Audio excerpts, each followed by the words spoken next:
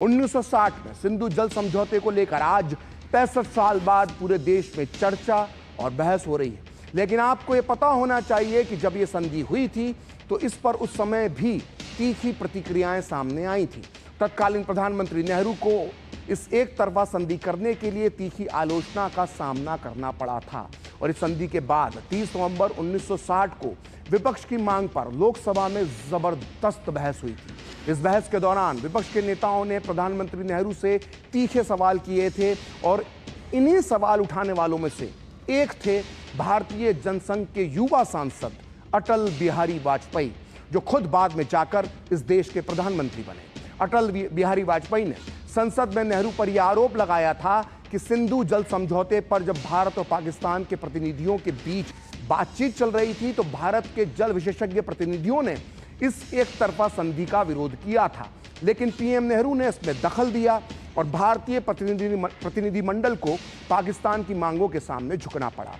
अटल बिहारी वाजपेयी ने 30 नवंबर 1960 को संसद में जो आरोप लगाए थे वो प्रकाशित हुए हैं। लोकसभा सचिवालय द्वारा प्रकाशित लोकसभा डिबेट की सेकंड सीरीज के खंड 48 के पेज नंबर 3165 से लेकर 3240 के बीच इस बहस के दौरान अटल बिहारी वाजपेयी ने कहा था कि अंतर्राष्ट्रीय कानून के हिसाब से पाकिस्तान को इतना पानी देने की जिम्मेदारी हमारे ऊपर नहीं है। हम अगर चाहते तो पाकिस्तान को इससे कम शर्तों पर तैयार कर सकते थे, मगर पाकिस्तान के राष्ट्रपति अयूब खान ने कहा है कि यह संधि तो होती ही नहीं अगर भारत के प्रधानमंत्री नेहरू उसमें दखल नहीं देते।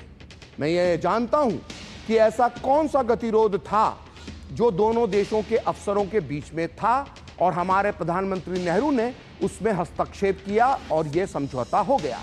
अगर प्रधानमंत्री नेहरू दोनों देशों के बीच सद्भावना और मित्रता स्थापित करने की बात करते हैं तो मेरा निवेदन है कि मित्रता और सद्भावना स्थापित करने का यह तरीका नहीं है। अटल बिहारी वाजपेयी ने आगे कहा कि पाकिस्तान अगर कोई गलत मांग रखता है तो उसका विरोध होना चाहिए। अच्छे संबंधों का आधार न्याय और तर्क को मानने से होता है। सिंधु जल समझौता भारत के हित में नहीं है। पाकिस्तान को हमने अनुचित कीमत दी है और उसके बाद भी पाकिस्तान की मित्रता हमें मिलेगी, ये कोई भी विश्वास के साथ नहीं कह सकता।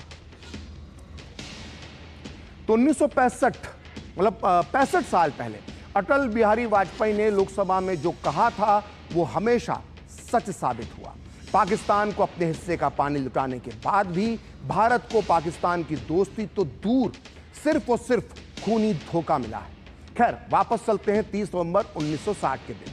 लोकसभा में विपक्ष के नेताओं ने पीएम नेहरू को इस बात पर भी घेरा कि आखिर जब हमने सिंधु नदी का 80% जल पाकिस्तान को दे दिया था तो फिर 83 करोड़ रुपए देने की क्या जरूरत थी, वो भी विदेशी मुद्रा पौंड स्टर्लिंग में, जबकि भारत का विदेशी भंडार जो विदेशी मुद्रा का भंडार था वो उस समय खाली है।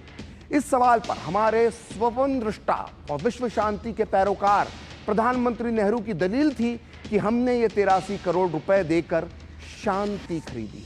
नेहरू ने उस दिन लोकसभा में कहा था कि ये आपके निर्णय आपके हिसाब से सही या गलत हो सकता है, आप इसका हिसाब लगा सकते हैं, लेकिन मैंने भी इसका हिसाब लगाया है और इसे समझने की कोशिश की है।